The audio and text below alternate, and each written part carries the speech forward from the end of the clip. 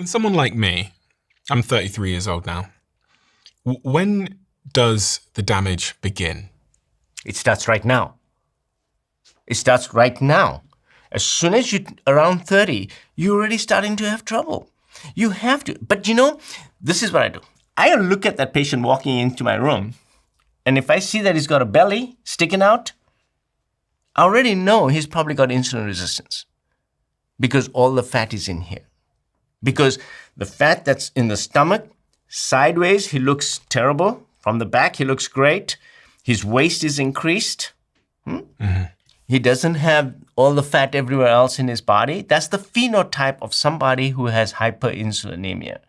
That same person goes on a cruise, he'll come back 5 to 10 pounds more because he's got so much insulin in his body. Insulin is a storage molecule, puts everything away.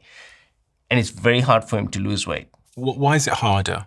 The only thing that will make you lose that fat very quickly is to change your diet, of course, but you have to do fasting. Because fasting brings your insulin level. See, this is where fasting comes in. So what does fasting do? Do you mean fasting or a calorie deficit? Or is it the same thing in your view? No, they're not the same thing. They are not the same thing. You see, when you don't eat, your insulin levels come down because you're not stimulating your pancreas anymore. So you want to bring your insulin levels down. The best thing you can do in the world is to do fasting. Because look, if I just simply cut down on my calories, then there's a different physiology that's going to take place in the body. And when you fast, there's a totally different physiology. When you cut down on calories, the body senses that there's caloric deficit. Your metabolic rate changes, actually slows down. And the body will start breaking down everything, muscles included. So you lose fat and you also lose muscles. On the other hand, when you're fasting, it's a different physiology. Fasting is, I've put on fat, now I'm going to take it out of the bank. Now the bank is going to be available for me to pull out my calories and use it now. And you start burning the fat. So in the first 12 hours of a fast, you take out all the glucose in the form of glycogen from your muscles and your liver. After 12 hours, you start pulling the fat out. And the first place the fat comes out of is going to be visceral fat. That is why fasting benefits you so much, because it gets rid of that worst fat, the fat that is very inflammatory. You see, if I did a biopsy of your visceral fat versus a biopsy of, let's say, a fat on your buttock, two different types of fat. One is full of inflammatory molecules. The other one is not full of inflammatory molecules. One is producing interleukin-6 and tumor necrosis factor, and this other fat is not. These are two different fat storages. Visceral fat is very toxic. It's very inflammatory. And that is why patients who have visceral fat make all these molecules. So when I do the blood test, I see that, oh, you've got so much inflammation. You've got interleukin-6 is high, tumor necrosis factor is high, your CRP is running high. And one of the reasons for this is not just leaky gut and other things that I look at, but in your case, it is also because you have a lot of ectopic fat. Ectopic fat. Ectopic fat is, now we're realizing, is not just only around the liver and around your pancreas, it's also around your heart. So when we look at the coronary arteries and we see all those fat around the coronary arteries, you had a very nice diagram right there. And you can see that around each artery, there's that yellowness. That yellow is all plaque. Fat. There's fat around that, and it's plaque forming. It's plaque forming. It stimulates plaque. It's inflammatory. And now we can do CT scans that will actually detect how much inflammation is in the fat around the arteries as well. Ectopic fat is around the coronary arteries, it's in your liver and in your pancreas, and it is very inflammatory. On this point of fasting, so if you have someone come to you and they have that physique where there's a bit more of that protruding belly fat, you said that fasting is a much better approach than just sort of a calorie restriction. I was looking at some studies that said research shows that calorie deficits of any kind can reduce visceral fat, but fasting will give it an edge because of the insulin sensitivity stuff that you talked about as well. What kind of fast should one be doing? Because there's so many different names for these fasts. People do these 40-day water fasts and they do intermittent fasting. It's a great question. So there are many, many different types of fasting. depending on your goal, on what do you want for that particular patient. So if a patient is just simply looking to reduce his visceral fat, then I start with 12-12, which means 12 hours, you don't eat anything, you just drink liquids with no calories in it, and then 12 hours is your feeding period. We start with that. And we do that for about 2 to 3 weeks. Then we quickly move to 18-6. 18-6 means 6 hours you get to eat. 18 hours, it's only water, black tea, black coffee, green tea, no calories. 18-6. 18-6. And then that's one type of fasting. Now, if a patient is very overweight, a patient has diabetes and your goal is to reverse the diabetes, the patient needs to lose 60 pounds, then those patients have a special type of need. For them, I will take them to a 48-hour fast once a week. Sometimes I'll go to a 3-day water fast every 9 days. Every 9 days, you will do OMAD. OMAD means 1 meal a day only, every day for 9 days. And then you're going to give me a 3-day water fast. Is the same advice applicable to women? Because obviously they're contending with a variety of hormone fluctuations and estrogen, and I know that the female body responds differently to these kinds of stresses like fasts. I've been asked that question so many times from patients as well. Most of the women can actually handle it. The only women that cannot are those who are trying to become pregnant or they have or they're already pregnant. I think that women are not that different when it comes to the fasting programs. So in my experience, I've been able to get women to fast. I just finished a fast on one lady just now for 72 days. 72 days. She was terribly overweight. She had diabetes. She had hypertension. She had hyperlipidemia. She was having hip replacements, knee replacements, joint problems. She had skin problems. And we fasted her for 72 days. What did she have in those 72 days in terms of drinks, electrolytes, coffee? What was she? Great question. So she would have black tea, black coffee, water. And in the water, once a day, I tell her to put some electrolytes in there. So there's an electrolyte called LMNT, or sometimes I just tell them to go buy some Celtic salt and put half a teaspoon in there, and once a day you take that. If you get cravings and you feel really, really hungry, take some MCT oil, a teaspoon, and put it in your water, and you can drink that as well. I think it's worth saying that probably you shouldn't try this at home, ladies and gentlemen, because obviously medical supervision is critical here. But in the case of that lady, what was the before and after of that 72-day fast? So diabetes, gone. Blood pressure, normalized. Weight loss, tremendous weight loss. I mean, I think she lost about 55 or 60 pounds. Wow. Okay. And not only did she lose all that weight, yes, all that weight from her belly was gone, but even her face, under the arms. So when you lose weight in a fasting program, it's very different from losing weight when you are restricting calories. You actually retract your skin, so you get real changes in your entire body. These patients, I had one patient that fasted for 183 days under supervision. Okay, so he went from 400 pounds to 210 pounds. And when he walked into the office, you would not recognize that he's just lost all this weight because he did not look like skin on top of bones and then having to have surgery to remove all that excess skin. Fasting is a totally different physiology.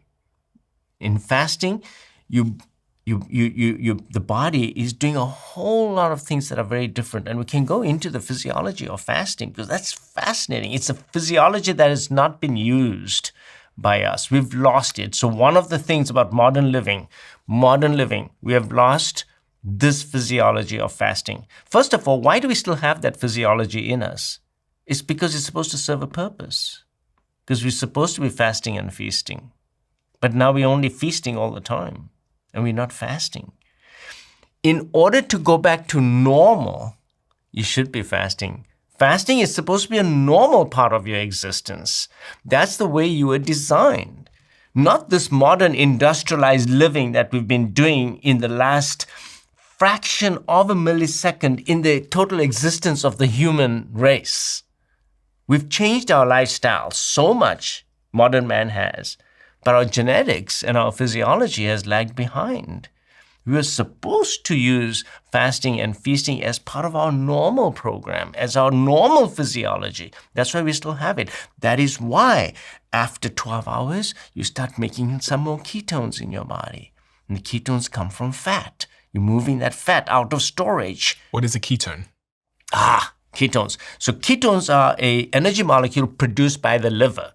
How does it make it? It makes it from fat. So the fat gets liberalized, and by the way, the fats only start moving when your insulin levels are down. So because of fasting, your insulin levels are really low now, okay? Because you've been fasting, right? So now the fats start dissolving. So you get free fatty acids. The free fatty acids float into the bloodstream. Free fatty acids are fat products. They float into the bloodstream. They go to your liver. Your liver converts those into ketones. Now, ketones are an energy source of the body, an alternative source to glucose. So in general terms, you are either going to be running on glucose and glucose metabolism, or you're running on ketones. Okay?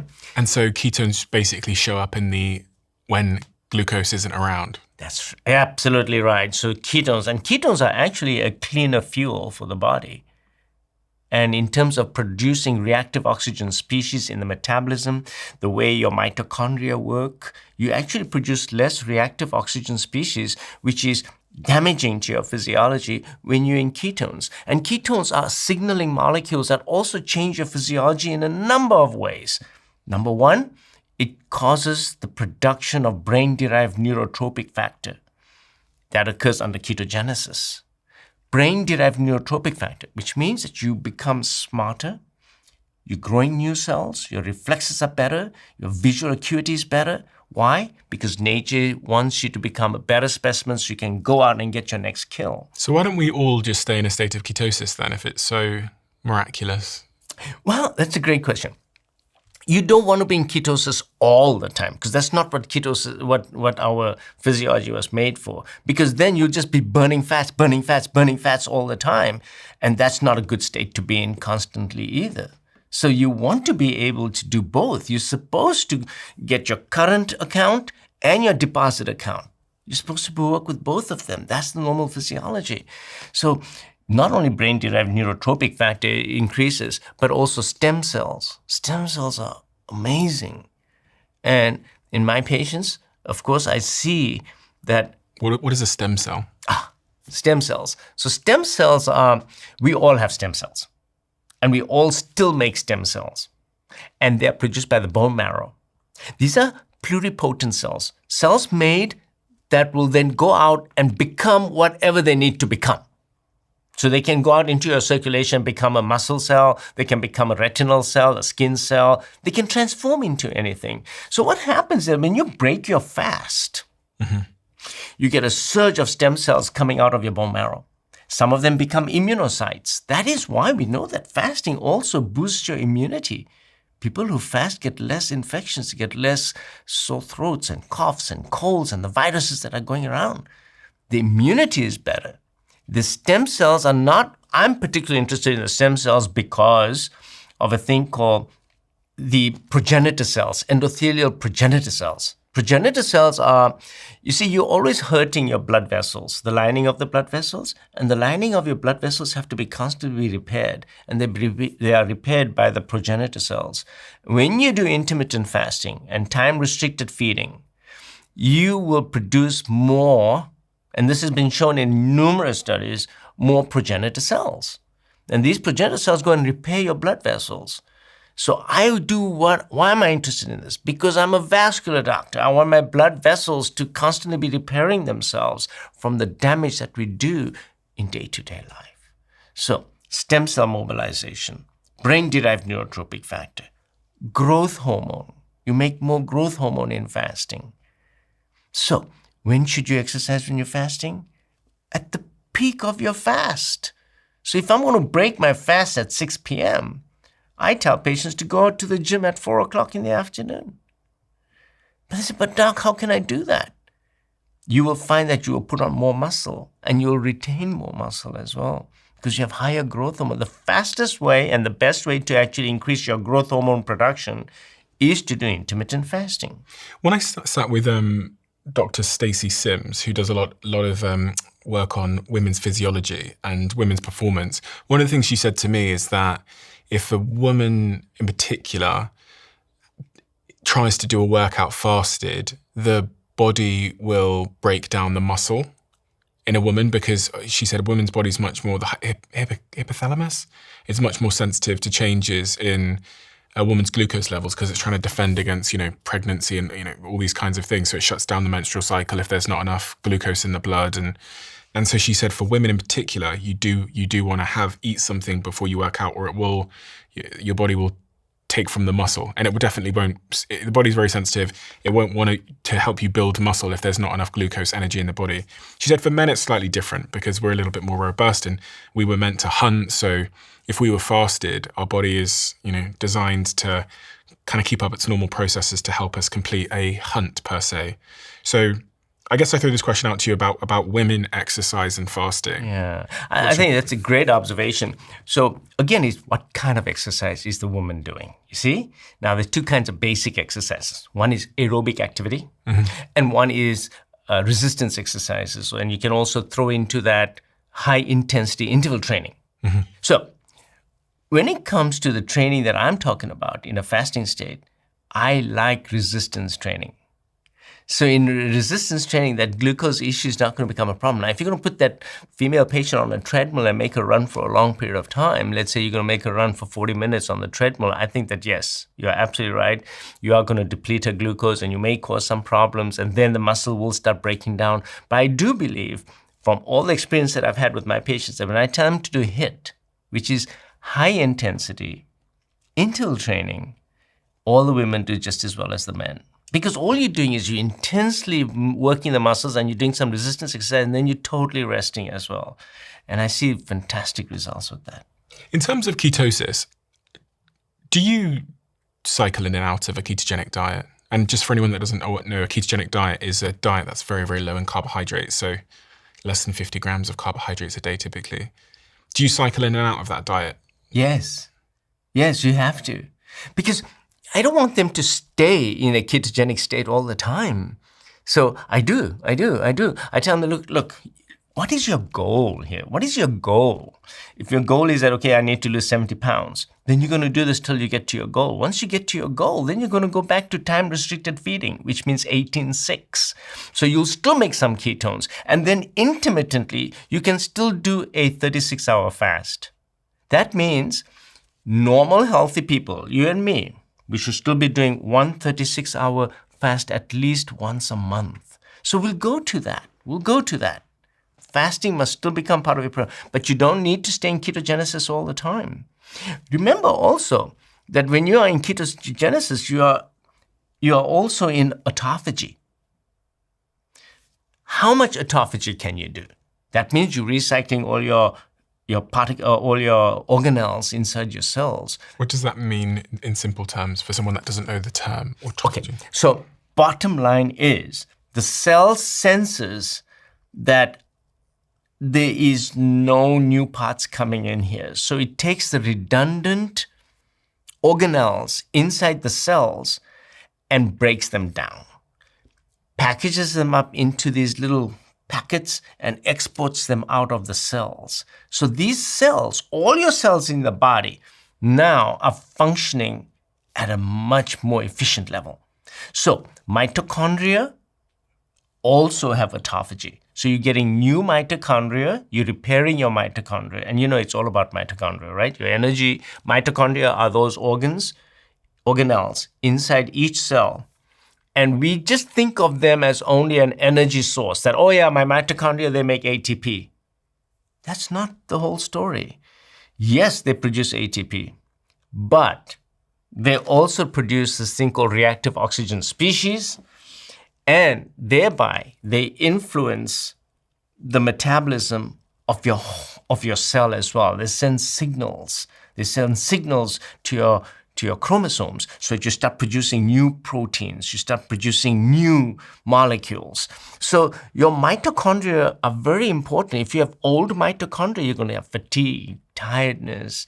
But when you get mitophagy, one reason why you feel so good after a fast, because you have new mitochondria, they are much more efficient in producing ATP and less reactive oxygen species. So you have mitophagy, recycling of your parts,